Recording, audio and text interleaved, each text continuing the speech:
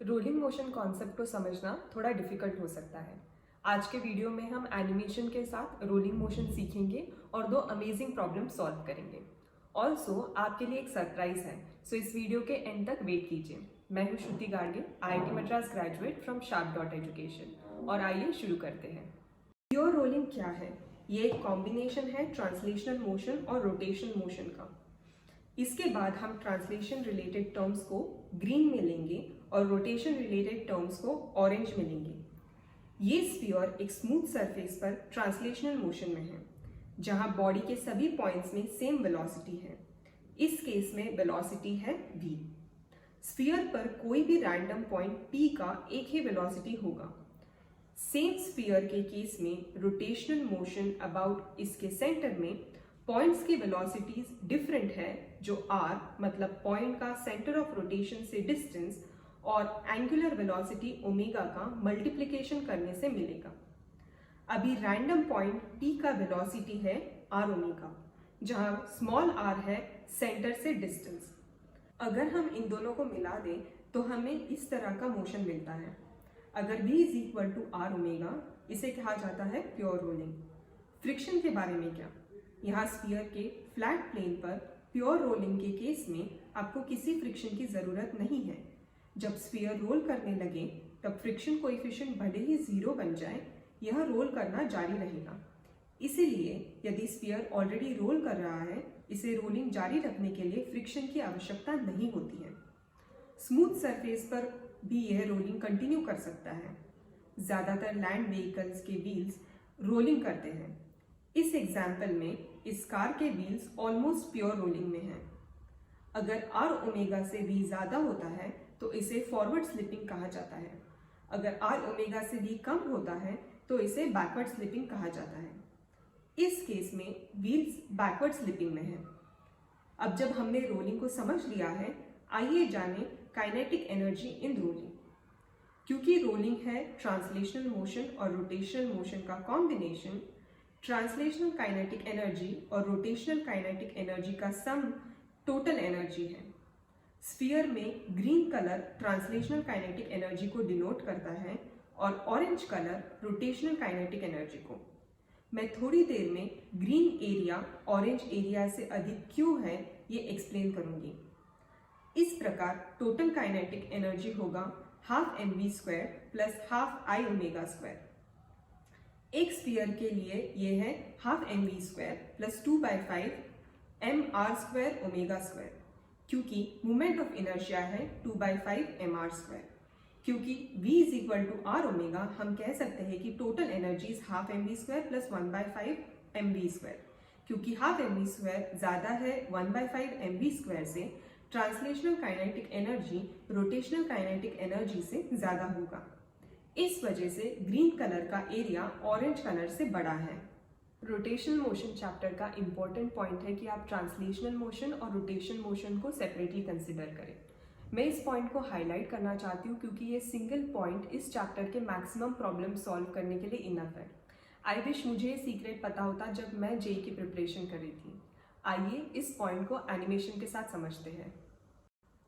ये स्फीयर जो एक स्मूथ सरफेस पर रोल कर रहा है, एक स्मूथ वॉल से टकराता है और केवल ट्रांसलेशनल काइनेटिक एनर्जी कम हो जाती है। इसमें अभी भी रोटेशनल काइनेटिक एनर्जी है। अब यदि हम फ्लोर में फ्रिक्शन इंट्रोड्यूस करते हैं तब रोटेशनल काइनेटिक एनर्जी कम हो जाती है और ये रेस्ट में आ जाता है। इसीलिए रोलिंग बॉडी के एंगुलर वेलोसिटी में कोई चेंज करने के लिए फ्रिक्शन की आवश्यकता होती है। सॉल्व करते समय ट्रांसलेशनल मोशन और रोटेशनल मोशन को अलग अलग एनालाइज करें। प्रॉब्लम सॉल्व करने से पहले हम स्प्रिंग पोटेंशियल एनर्जी और ग्रेविटेशनल पोटेंशियल एनर्जी को रिव्यू करेंगे, जो प्रॉब्लम सॉल्व करने के लिए जरूरी है। ये स्फीयर जो ट्रांसलेशनल मोशन में है, जब एक स्प्रिंग में कोलाइड होगा तब कोई एनर्जी लॉस नहीं हो रही है। कंप्रेशन के दौरान ग्रीन कलर की translational kinetic energy blue colour की स्प्रिंग पोटेंशियल एनर्जी में कन्वर्ट हो रही है। डीकंप्रेशन के दौरान stored spring potential energy ball के काइनेटिक एनर्जी में वापस कन्वर्ट हो रही है। स्प्रिंग पोटेंशियल एनर्जी है हाफ kx²। हम इसके बाद ब्लू कलर में पोटेंशियल एनर्जी को दिखाएंगे। जहां K है स्प्रिंग कांस्टेंट और X है कंप्रेशन या स्प्रिंग का elongation. Translational kinetic energy half mv² convert हो रही है spring potential energy half kx² में। इस वजह से ये दोनों सेम होने चाहिए। ग्रेविटेशनल पोटेंशियल एनर्जी, ये स्फीयर जो ट्रांसलेशनल मोशन में है, जब एक कर्व सरफेस पे क्लाइंब करेगा तब कोई एनर्जी लॉस नहीं हो रहा है। ट्रांसलेशनल काइनेटिक एनर्जी कन्वर्ट हो रही है स्फीयर के ग्रेविटेशनल पोटेंशियल एनर्जी में।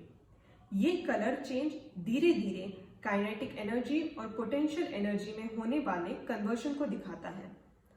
ग्रेविटेशनल पोटेंशियल एनर्जी है mgh, जहां g है एक्सेलरेशन ड्यू टू ग्रेविटी और h है मैक्सिमम हाइट जो बॉल पहुंच सकता है। इस वजह से half mv² is equal to mgh। सीखे हुए कॉन्सेप्ट्स की मदद से आइए हम इन प्रॉब्लम्स को सॉल्व करते हैं। फर्स्ट क्वेश्चन, मास m और रेडियस r का स्फीयर एक हॉरिजॉन्टल स्मूथ सरफेस पर बिना स्लिपिंग के रोल कर रहा है। ये जब एक लाइट स्प्रिंग में कोलाइड होगा जिसका स्टिफनेस है k और काइनेटिक एनर्जी है हाफ mv² प्लस 1/5 mv², तो स्प्रिंग का मैक्सिमम कंप्रेशन क्या होगा? जैसा कि हम जानते हैं कि स्फीयर को रोकने के लिए कोई ज़रूरी फ्रिक्शन या एनर्जी लॉस नहीं है, तो स्फीयर घूमता रहेगा, इसीलिए रोटेशनल काइनेटिक एनर्जी को कुछ नहीं होगा। लेकिन कंप्रेशन के दौरान translational kinetic energy potential energy में कन्वर्ट हो रही है। इस वजह से half mv² is equal to half kx² और मैक्सिमम कंप्रेशन होगा v into root m/k। Second question, mass m और रेडियस r का स्फीयर एक हॉरिजॉन्टल स्मूथ सरफेस पर बिना स्लिपिंग के रोल कर रहा है। अगर ये एक कर्व सरफेस पर क्लाइंब करेगा तो मैक्सिमम हाइट जो बॉल पहुंच सकता है वो क्या होगा? जैसा कि हम जानते हैं कि स्फीयर रोटेशन को रोकने के लिए कोई ज़रूरी फ्रिक्शन या एनर्जी लॉस नहीं है, तो स्फीयर घूमता रहेगा, इसीलिए रोटेशनल काइनेटिक एनर्जी को कुछ नहीं होगा। लेकिन ट्रांसलेशनल काइनेटिक एनर्जी कन्वर्ट हो रही है ग्रेविटेशनल पोटेंशियल एनर्जी में।